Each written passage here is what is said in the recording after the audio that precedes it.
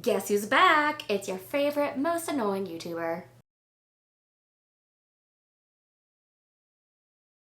Hi, today is August 27th, 2023, and in case you didn't know, my name is Lisa. It's kind of been a crazy past 3 months. I haven't been on YouTube. And believe me, it's for good reason. It's a combination of just like random events happening, huge events happening, and things breaking, lots of things breaking, by the way, and of course, me moving to Michigan. Yes, I am finally in the Great Lakes state and I have escaped South Carolina. That is what this video was titled, My Great Escape from South Carolina, because believe me, it was a thing just trying to get out of that place. I'm gonna take you from the beginning because it's this story I have from over the summer. It's like one thing after the other just kept happening, and I had to originally travel to Michigan with the intention of making videos over the summer. I had this whole plan. I'm gonna do as many videos as possible from my break from work, and it just didn't happen.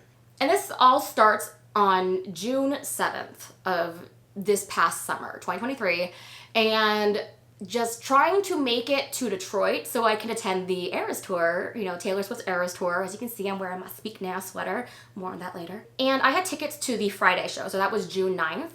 And I was trying to make it there in time so I have a day to relax, because if I left South Carolina on the 7th, I wouldn't get to Michigan until the 8th. It's kind of a really long drive.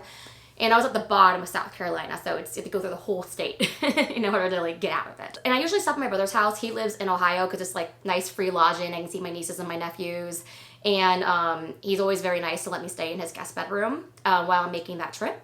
And so I was an hour from his house, and I'm driving. There's nobody in front of me for miles, and there's nobody behind me for miles, except for one car, but it was really far back. And I look ahead of me, driving my my fancy car that I love.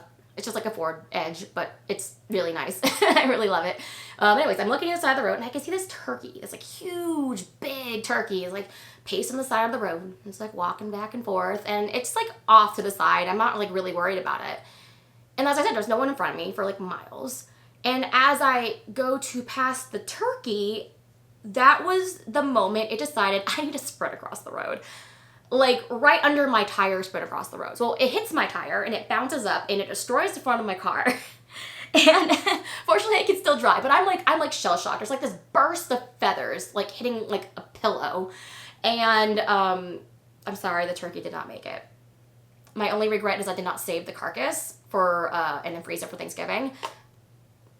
But yeah, that turkey, it was quite large, still did significantly more damage than I would think a bird could do. And so I get to Ohio and I survey the damage, and I'm I have no idea what I'm gonna do. At least I can drive. It's only 3 more hours to where I live in Michigan. So I call the my insurance company that night, and they're laughing because apparently they have so many people who hit turkeys. It's a thing. Turkeys just loved, as they call it, commit unaliving of themselves against cars. And that's basically what this turkey did with me, because I was it could have crossed significantly earlier, it could have crossed significantly after, but no, I wanted to cross in front of me. I get to Michigan, I take my car in for repairs, and they tell us there's a huge wait list for repairs because everything is being backlogged just due to supply chain issues, and as part of my car needs to be replaced, and they can't do it for a whole month. And so now I'm stuck at my parents' house. And here's the thing, I have a house now. I own a house in Michigan, and my parents live about 15 minutes away from that house. But I don't have any stuff at the house at this time because the movers are not moving my stuff until July. So I have to stay, I'm stuck at my parents' house for a full month. I had originally planned to just drive to my empty house and film videos in there and just, take some time to myself and be alone. No, instead I'm with my parents at all times, and I am going slowly insane. And I love my mom, I love my dad, but I've left the nest already. I don't want to be returned to the nest, and that's exactly what it felt like. So I was stuck there, and you have to understand the layout of our of a parent's house. My childhood bedroom is kind of in this weird middle space between the living room and the kitchen. So that's basically the only 2 parts of the downstairs is the living room, the kitchen, and my bedroom. So if anybody's in the kitchen, I can hear them. If anybody's in the living room, I can hear them, and they can hear me. So it's the most like overstimulating environment, because things are just always going on, even there's only 2 of them. And that's unless they're in the basement or upstairs, which, you know, if they're running around during the day, they're gonna be downstairs. So I was just like mentally exhausted and I could not escape. But I was like, you know what, I just gotta make it till July, my stuff will get moved in, and then I will finally be able to film videos. That's what I thought. And this comes to my my story about my escape from South Carolina. So I was living near Savannah, Georgia, in that like border area of South Carolina. And I was living in this really nice apartment complex. I really liked it. It was a great place to live. Lots of interesting things to do near Hilton Head Island. And we were gonna move. It's the weekend before 4th of July. I reserved my truck like weeks ago because we did like U-Haul truck. My dad was gonna be nice enough to drive it for me.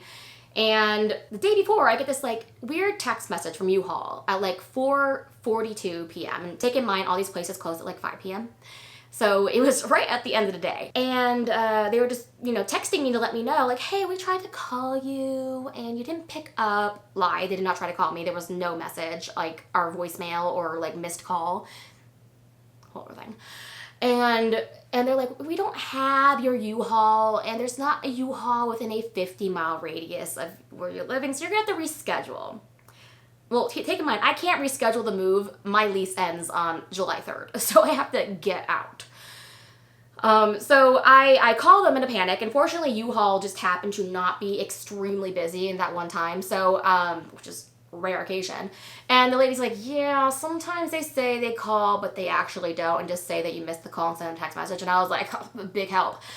And she is trying so hard. She cannot find a U-Haul within a 60-mile radius, 70-mile radius.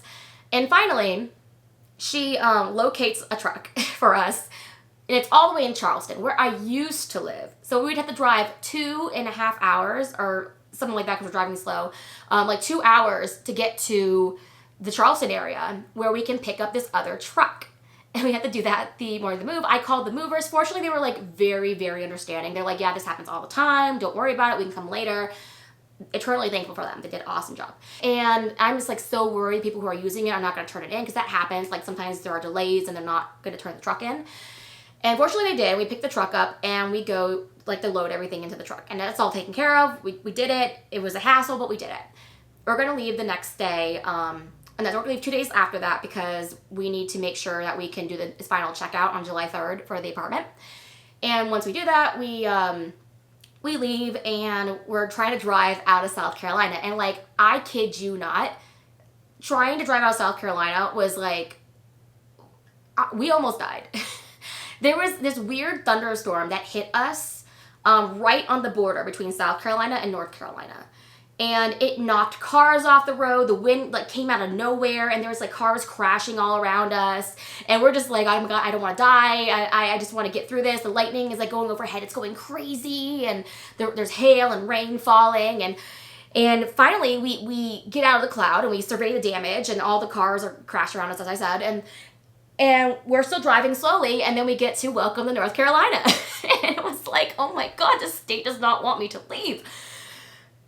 And then like I start to feel sick immediately. I don't know what it was. It was like the evil of South Carolina was leaving my body as I exited the state. Don't take that seriously. Okay, I love South Carolina to an extent. I hated working there. And so yeah, I have this like weird sickness is coming up on me, and I'm like, Mom, I'm gonna throw up. I'm gonna throw up, Mom. And I need to change. I need to drive. I can't drive anymore, Mom. You need to drive. I'm gonna throw up. And so we get there, and as we are approaching the border, I believe it's of Tennessee and North Carolina, we get to the border, and I'm like, pull the car over. Like, we pull over, get off an exit, go to a gas station, immediately run out of the car and start throwing up. I don't know what it was. Like, I don't know what was going on. Like I said, I was like the evil leaving my body. And I just started, and I'm like, I can't drive for the rest of the day. It's just not going to happen. And then we get back on the highway, and like literally 30 seconds later, welcome to Pennsylvania. So it's like even North Carolina, something about the Carolinas wanted to keep me there, like Hotel California style. You can check in anytime you want, but you can never leave kind of stuff, right? So we get all of my stuff to Michigan, and fortunately movers come, they move everything in, And then we discover that day that they're moving in that the air conditioning doesn't work. And the air conditioning people can't come out to fix it for 3 weeks. 3 weeks. Because they're also backlogged and everybody's stuff is breaking, and it's the middle of summer. I get it. People don't realize their air conditioning is broken until the middle of summer. And so that means I am stuck at my parents' house for another 3 weeks because I cannot survive in a house that is like, this is how hot it was. It was literally like 95 degrees in the house because it was like the peak of Michigan summer. People don't think Michigan gets that hot. It does. It just goes from this huge extreme. So like even if you're, you know, like 95, whatever, it's like that all year long in like whatever state you live in. It's different in Michigan because you're literally going from like negative 25 degrees to 95 degrees in a period of 3 months. That's what it feels like anyways. And so it's like peak of summer Michigan, super hot, super humid, not as humid as Carolinas, but still. And I have to go stay with my parents again, and I'm going insane. And my car is still not repaired. I can't leave. And I only that week am able to get a rental because you can't get a rental until your car is actually able to start repairs. It's like a whole thing. And so I finally get a rental and I can like at least drive away from my parents' house for a little bit and like go to the store and stuff. But there's really not much I can do because I'm not working at this time. And I can't go and film at that house because like I said, it's too hot to go to that house. I'm not going to film my parents' house because like they never leave and there's no time to be alone and they would just be like walking around the background. I would not be able to handle that. But finally it gets repaired. You know, it was really expensive and with money I did not have. And I had to pay my dad back for fixing my air conditioning. Thank you, Dad. I am grateful that he was able to loan me that money. But yeah, I finally get that all fixed and I'm like, good, okay, it is August. I can finally start filming. It's been 2 months. I can't do anything. Let's do this. And then I get sick for 2 weeks. And I cannot like leave my bed or my couch for like 2 weeks. It is awful. And then this past week I finally started work again, and this is the first weekend I've actually felt well enough and able enough to film and show you what's going on. Now, to be fair, I do have a couple of backlog videos that I could have edited and put out, but they were so like out of sync with what I was trying to do at that time. It just felt so disingenuous to put them out. I might put them out like soon, just to show you what was going on during that time. This was like in May, right before I left to go to the Eras tour. But yeah, that was the whole thing. And then we also had to get like all my stuff settled. Like I'm still not done unpacking everything.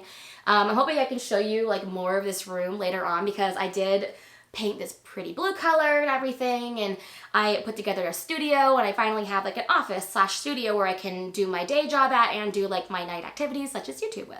And that itself was like a whole thing. I think it took us a total collective, just a week of painting. So there was like priming and then 2 coats of paint and then lots and lots of touch-ups because we're not professional painters. But I think we did a pretty good job. I'm very happy with the way it turned out. I think we did awesome. And I'm also going to be in the process of repainting the rest of my house because the whole thing was like really horrendously ugly colors. It was like a really dark sage green in here. Some people like sage green, but it's this really small room.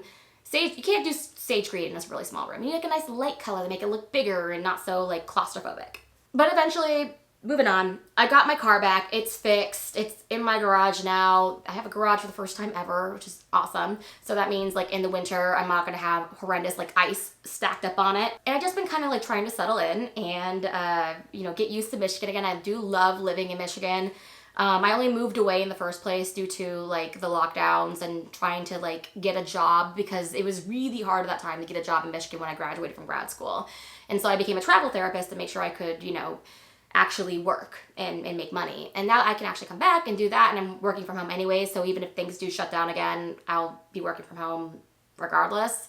And I'm just excited for what's happening next. I mean, my friend Alex and I are still planning on doing our podcast. I'm very excited about that. I have to get to writing. I have a lot of goals I'm going to talk about in my next video. And then I'm also going to announce some exciting news from myself.